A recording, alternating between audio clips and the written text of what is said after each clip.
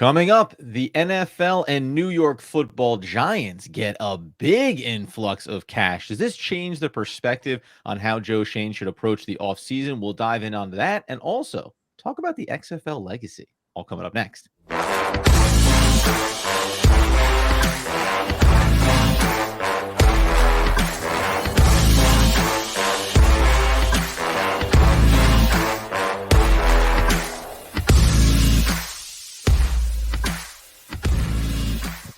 Yes, my friends. It's OGP, the One Giant Podcast, where we are your hosts. Over here, Adam Arbrecht. Over there, Andrew Makowitz. On a Monday, breaking down all the little nooks and crannies, including, first and foremost, Andy, we had our conversation on Friday. How should the Giants allocate their free agency spending? We talk about restructures, all these things. And then it was about like 12 hours after that, the NFL comes out with their new updated cap for the 2024 season, and everybody is blown away. I mean, it was actually surprising how big of an increase we saw here, most indicating it has a lot to do with the COVID year and what was kind of a hold steady, and then ultimately the pushed over money from a lot of contracts that helped move this needle a little bit.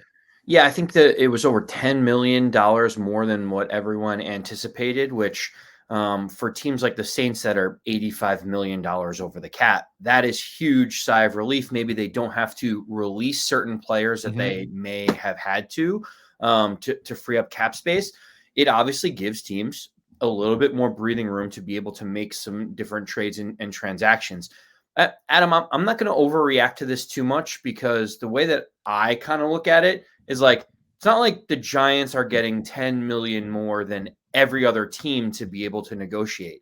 Every team is getting the same amount of this influx of salary cap. So in theory, don't you think like each team is going to be able to offer a free agent $1 million more than they were before? Yeah, so it's like $20 million in total. 255.4 million is the new cap number. Okay, great.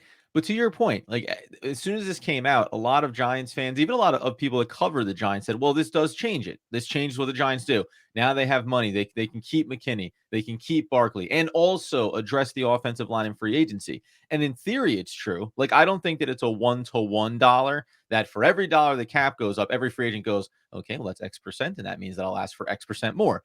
But specifically when it comes to the Giants and say a player like Saquon Barkley, I think I'll say that this actually could be a detriment when it comes to negotiating specifically with Saquon Barkley, because other teams go, well, we do have a little bit more money to spend here. So if we wanted to offer the 3 for 45 to Saquon Barkley, 15 average AAV, that actually is softened a little bit on our overall cap. If you're the Giants, I think it still comes back to the same thing that you discussed the last couple of years. Where is the value? Where do we feel we want to allocate our funds? And when you get a little bit more with the increased cap, the Giants, I think, or at least in my mind, look at other positions and say, oh, maybe Robert Hunt, guys that we've listed, right? Maybe a Jonah Williams, maybe it's a linebacker, maybe it's an edge rusher.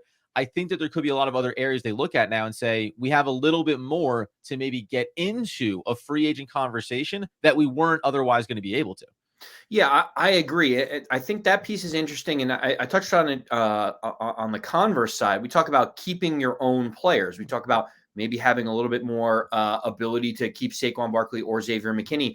Right. But Adam, we talk about maybe there's not going to be as many players released on the open market as originally thought. Usually you have quite a few talented players that are just purely cap casualties, right? The number doesn't really make sense. We have to address two other areas of need. So while this player could be a starter or a rotational piece, we can't have them on our roster anymore because we have too much cap space that we could free up by not having them on the roster. Now those decisions become a little bit different, where it's like, hey, we could save $5 million if we cut this guy, but it's going to cost us more money on the open market to be able to solve that challenge. If we release him, are we really saving money? Maybe we'll just keep our team, intact internally.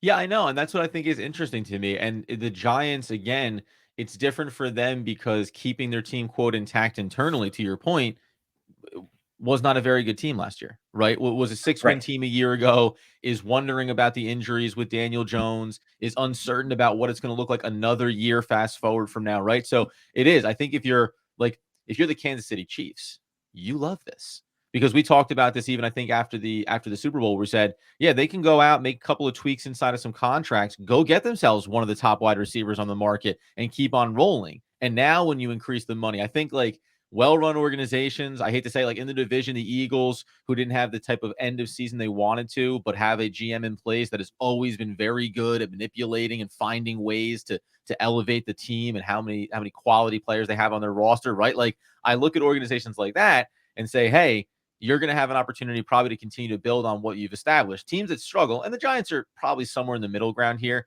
but it's like the Carolina Panthers. Well, I don't know. Does it matter if they have more money? You know what I mean? Like they tend to make the wrong decision. They tend to go in the wrong direction. So we'll see what it adds up to. I will say, I think it helps. It can help a little bit with Xavier McKinney and that contract, because you can actually afford to pay him a little bit more money, especially on the front end of that. And it also helps a little bit if you think about having 47 million of Daniel Jones cap hit on the books. Just in a global level, this has softened that blow. You are no longer 47 million on 240 something cap. It's now on 255 and change. It does change things a little bit. I had a question for you. That All right. the more I think about the fact that there is this extra amount of cap, you said it went up 20 million. You know, most people thought it was only going to go up 10, so they got double the amount of money that they thought. Could you see a world? You mentioned Saquon Barkley as a prime example. You know, average annual value of $15 million a year on a 3-year deal. You've seen it a lot in other sports, especially in basketball with like restricted free agency and like the poison pill type of contract where it's like, if you really want this person, like the structure is going to be a really tough pill to swallow. Couldn't teams in theory, like let's say the Houston Texans wanted Saquon Barkley and they have CJ Stroud on a rookie deal, can't even negotiate with him for another couple of years. Like, couldn't they front load some of these contracts saying, hey, we didn't realize that we were getting all this allocation. Let's give Saquon, you know, a 15 million annual at him, but maybe we'll give him 17 million in year one and ease it up as things go along. I'll go even a layer further with you, right? The extra 10 million. And I agree with you. Yes, I think other teams can come into that fray. Maybe we'll give you the contract 3 for 45, and there's going to be 26 million guaranteed. And we'll almost give you that money immediately. Like that money can be put right in the front. You said 17 million. It's like, I don't know how big that number can be.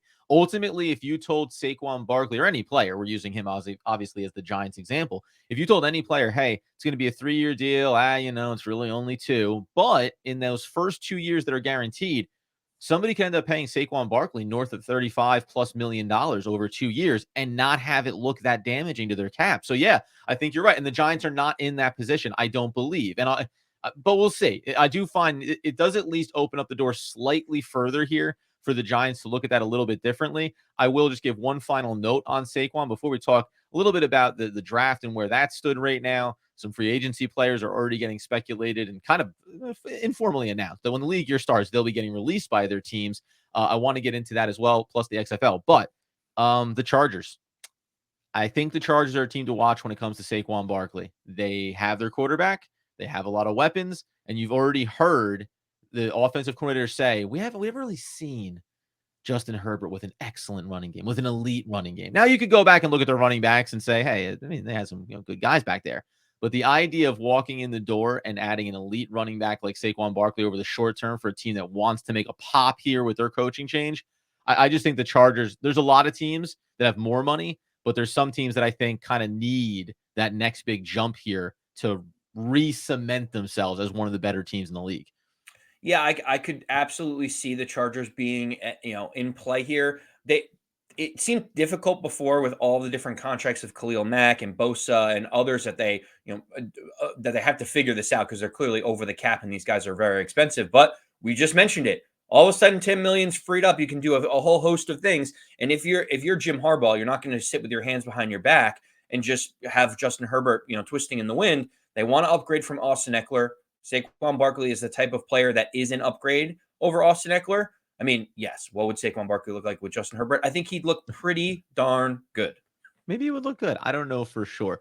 Before we get into some free agent notes and also the draft here, got to remind everybody that if you are, maybe you're Saquon Barkley, maybe you're an impending free agent, maybe you're a player that's about to be released. The one thing I can tell you for sure is if you go over to pietential.com right now, PIETENTIAL, you can go ahead and take a wellness assessment test free for individual users. It basically sets some benchmarks. Where are you? How are you feeling? How are you doing? How do we track your progress over time? And how do we give you tools to help improve your well-being? That's all over at potential.com. It's a really valuable tool for an individual, really valuable tool potentially that organizations should be offering to their players on an individual level as well. Potential.com. Go check it out today. Okay, before we get back into some other things, XFL, baby. It's a legacy. Now the UFL is coming, which is now the combination of the XFL and the something else FL. There was another FL, right? There was a National Football or other association going on behind our backs this past year. They're going to merge together. The Rock's involved. Dwayne Johnson, it's going to be great. But here's something that I had said 3 years ago that the XFL had been doing. Kickoffs. It is going to the committee for the NFL to adjust the kickoffs like the XFL rules have been. No, not the original XFL rules where two guys sprint towards each other head on and try to grab a ball off the field. That was the stupid XFL. The smart XFL had the kickoff from the 30-yard line, and the kicking team lined up at the 35-yard line of the opposition, shrinking the distance between the two teams. And then once the ball is caught, the Lions go ahead and engage. It cuts down on the collisions. It cuts down on the high impact, high speed nature of a lot of those things that the NFL wanted to avoid. This makes so much sense, and it can actually bring back some excitement and interest to that aspect of the game, because something like 20+%, almost 25% of kicks go flying through the end zone on kickoffs, or those are the ones, that get fair caught. Well, that was the new rule they made. You can fair catch inside the 25 and then still start at the 25, plus the through the end zone ones. It's become such a non-factor. You can even think back to the Super Bowl. And here we go. Through the end zone, we'll start at the 25. It's so anticlimactic. I'm shocked that it took the NFL this long. It's surprising. If you look at it, the Giants actually only had a touchback percentage of 58%. But you look at teams that just made it a point to kick it out of the back of the end zone. Right. Dallas was number one with 89.4% of their kicks going for a touchback. To your point, it's like I think the league average ends up being like 80%, 75 to 80% of all kicks are touchbacks. And the other 22% are just fair catching it. Right. Like it really doesn't make sense the way they've constructed the rules for anyone to run it back unless like there's a little bit of time left on the clock. You have to break off a big play in order to do whatever you need to do. To your point, Adam, it feels like there's been a whole host of ideas to be able to fix kickoffs. And this seems like a very simple one. We don't want people running full speed at 21 miles an hour and colliding into each other after running for 50 yards. Like that seems like a pretty basic understanding of what we don't want to have happen. So have them line up 5 yards from each other like a regular NFL football play, like on first or second down, so that the engagement is more condensed and make kickoffs more exciting again. I think it's great. These are the small tweaks, and this happens a lot with whether it's the USFL, the XFL. They come up with 100 things. 89 of them are terrible. 10 of them are like, that could be interesting. And one of them ends up being a no-brainer for the NFL to take on.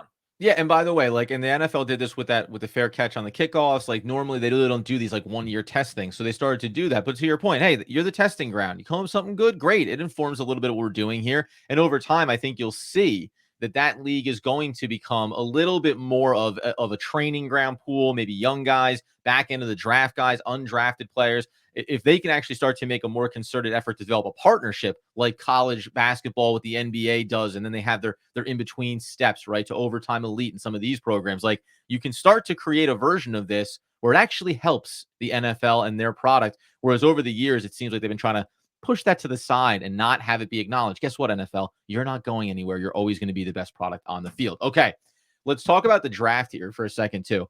So Tankathon has been updating this obviously consistently. Not when it comes to the order. That's already been set. The New York Giants are picking 6th overall. But there has been some interesting things. Some people now, when it comes to scouting ahead of the combine, which kicks off later this week, Thursday will start with DBs and defensive linemen all the way through Friday, Saturday, and Sunday. I'll be breaking down a ton of that coverage. Some have said that Malik Neighbors might grade out as a better wide receiver even than Marvin Harrison Jr. Some have said that the New York Football Giants can just sit there at the 6th overall pick and have Jaden Daniels fall into their lap. With J.J. McCarthy also rising up here, like how I'm actually going to ask an unfortunate one for the fan base. How silly is it that Giants fans, when they see the way these mocks go sometimes, like, oh, Jaden Daniels, so the Giants can just stand pat. It doesn't cost them anything. It's as if everyone puts on these blinders, like there aren't a dozen other teams that are in the market for a franchise quarterback. And when you start to look at it, you go, Okay, Chargers, what do you think? Well, what's it going to take to get to number 5 here? Like, the Giants are going to move up to 3 for a quarterback. Okay, nobody else is calling the Patriots. That's why it'll just be 3 second-round picks and this year's first. All good. Thank you so much. It always seems odd to me to not acknowledge how much attention there is going to be and how many teams are going to be calling for these types of moves. So there's a couple things. One, we know that at the combine, certain players who are going to be picks 1, 2, or 3 are not going to really participate in anything because you could only go backwards instead of Caleb Williams forward. says, no, thank you. Yeah. So Marvin JJ Harrison McCarthy Jr., says, he's oh, like, yeah. he's like, I'm not interested in anything you've got. Pick me or don't pick me. I'm going in the top 5. You got guys like Caleb Williams, who's probably doing the same thing. There's other guys like Bo Nix, Michael Penix, JJ McCarthy that feel like if I show really well, I can creep into that first half of the first round. So it'll be interesting to see who decides to do some work and who doesn't. But Adam, you're exactly right on the draft. And I approach the draft a little bit differently in my mind. So hear me out on this. Okay. The Giants have the 6th pick in the draft. Okay. To your point, if they were to stand pat, they would not control anything that happens in front of them, right? Other teams could leapfrog them. They could go get the guy that they want. The Giants would sit there at 6. The way that I think about it is if the Giants are not willing to move up the draft board, if you were to tell me that the Giants would end day 1 with either Caleb Williams, Drake May, Jaden Daniels, or Malik Neighbors, Marvin Harrison Jr., or Rome Odunze. That is 6 players. If the Giants do nothing, they are guaranteed to have one of those players on the roster. My question back to you is, would you be okay if the 6th pick in the draft is one of those 6 players? Or are you saying you don't want Drake May no matter what, or you don't think Rome Odunze is in the same category as Malik Neighbors? Like, if I tell you the Giants will have one of those players after pick 6, how do you feel? Yeah, I think it's a really good way because you feel great about it, right? You feel like you've either gotten a franchise quarterback, one of the clear top tier quarterbacks in the draft, or you've gotten one of the premier wide receiver weapons. And while we may say, right, his Neighbors closer now to Marvin Harrison Jr., is Odunze a little bit further down, sure, but at least at this point, I look at all 3 of those guys as being elite, high-end, clear number 1 wide receivers for your roster. No, I agree with you. I think it's a really good way to look at it. It's like, hey, this is a New York Giants can't lose kind of scenario. Now, the narratives and, do the Giants want the quarterback? Are they trying to make moves and all that stuff? Hey, okay, maybe that happens, maybe it doesn't. But ultimately, and to your point, if I don't give anything up, if I don't sacrifice future draft capital, if I don't sacrifice one of my 2 second-round picks that I have in this draft, and I'm Joe Schoen, I look at it and go, hey, we got a top 6 player on our team, top 8 player if you put in Odunze a little bit further back. And we got a ton of things to work with here. Yeah, 100%. And when it comes to the wide receiver room, as we said, you save that idea of what has been a very expensive market and likely, by the way, with the cap increase, they've already said wide receivers, new benchmark's going to get set here. The Bengals are intending to put the tag on T. Higgins for 21.8, saying they don't want him to go anywhere. They're going to get a long-term deal done with him, and it's going to look seismic. Yes, it will look big. The thing that I keep going back to, obviously, these are premium positions. It's one of the reasons why everyone's saying don't go guard in the first round, because you can get a Robert Hunt for $12 million. You can't get a Tyreek Hill for under $30 million, right? Like the difference in the numbers is staggering.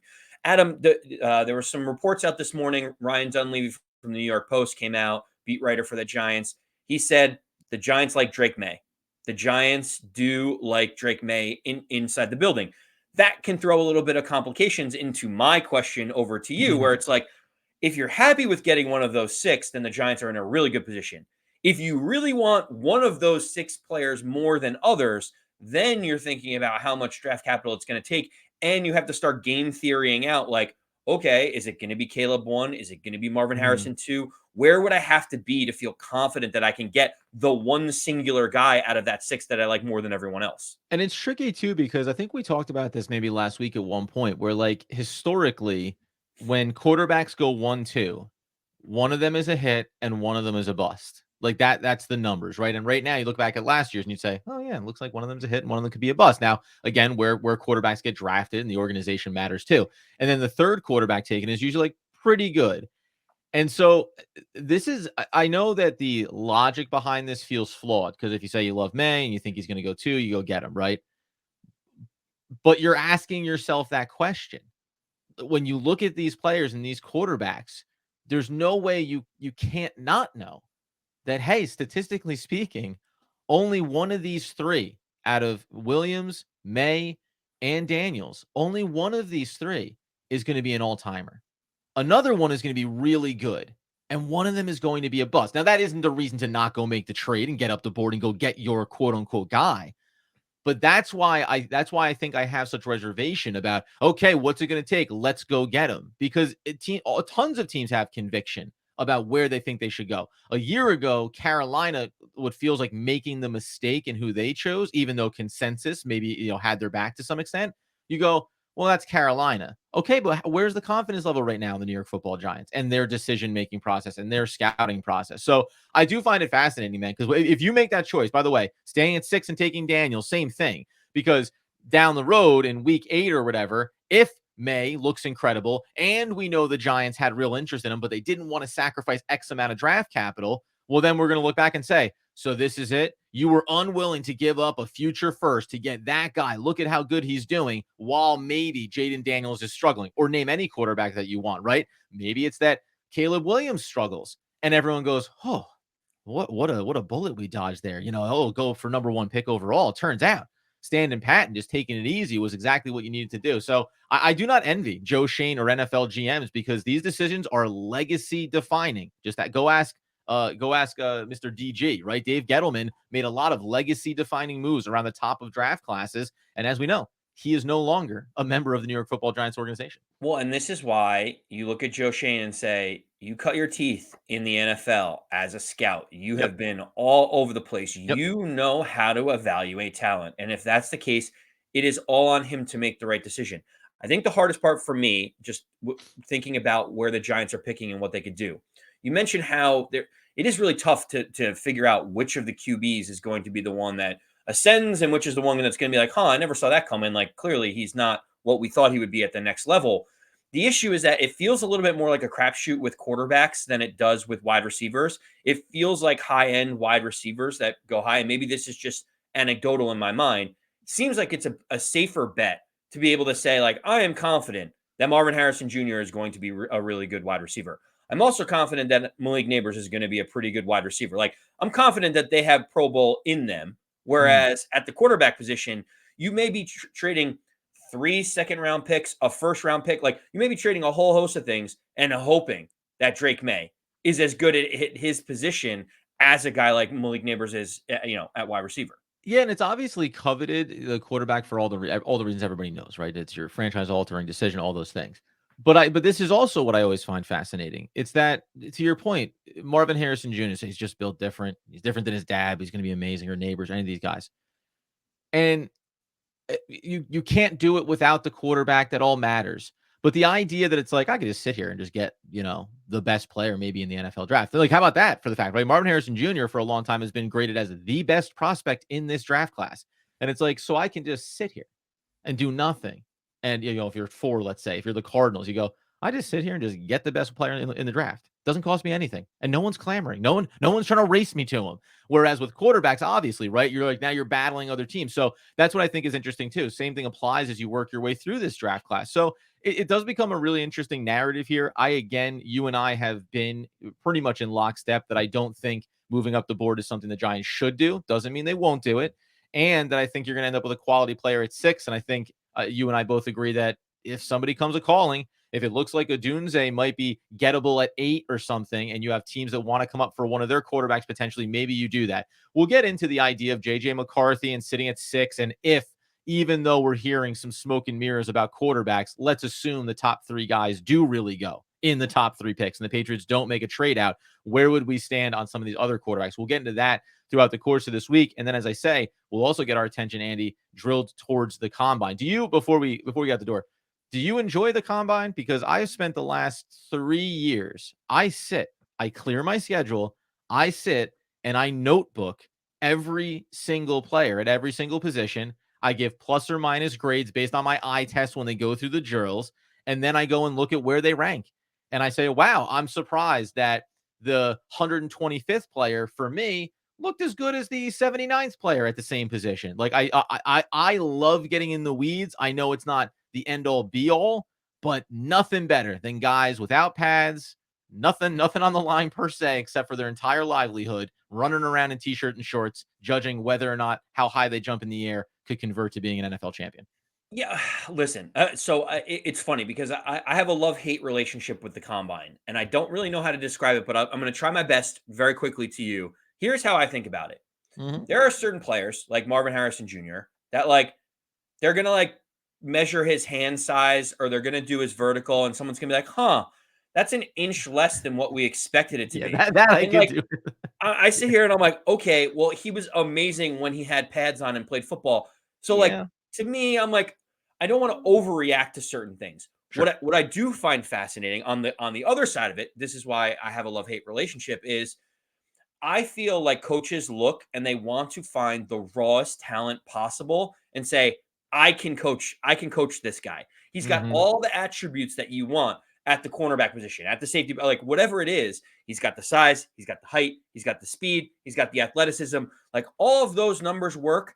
I think that I could mold him into a great player at this position. So, like for the top guys, I don't know, the numbers and the measurements don't really matter to me. But some of those guys that are like third, fourth round picks that are freak athletes, like you could see them really move up the board because these coaches always think that they are the ones that can get all of this untapped potential from people. Of course. Yeah, I like it for like the mid-round kind of guys, even second round to sixth round. I love seeing guys that slide back a little bit, guys that move up the board, small school players that are able to showcase themselves on a national level and make a little bit of, excitement and buzz around their draft profile. So it's a ton of fun. That kicks off later this week. But the next time we come up, maybe we'll tap back into Tankathon, who currently does have Jaden Daniels comfortably falling to the New York Football Giants at 6th overall, but then also taking McKinney out of Georgia, the wide receiver, with their first second-round pick, and then Zach Frazier out of West Virginia, the interior offensive lineman. So we'll talk about players, who's there at the top of the second round. How can you make the best version of 3 and bring them underneath Big Blue to make this a competitive team? Before we get out the door, we remind you, as always, that you can go over to Personam right now. And if you are wondering, you know that they are always vigilant, always learning. Personam is the only network threat detection engine your security operations center needs. They can visualize it, analyze it, and actualize it by, in real time, providing you holistic well-being indexes to the people that you know are trying to penetrate your network. They simply can detect things that other networks can't do. So you get over to personam.com today and learn more about how you can protect your network. In the meantime, get over to onegiantpodcast.com, get over to Twitter, where AndyMac214, at Adam Arbrecht, and at One Giant Podcast are all available to you. Go see our friends over at Manscaped. Use promo code OGP24 for 20% off and free shipping. Support our sponsors, man. It really means the world to us, helps us grow the show. Until next time, until the best times. As Andrew Makowitz would want, need, and demand that people know. As always, let's go Big Blue.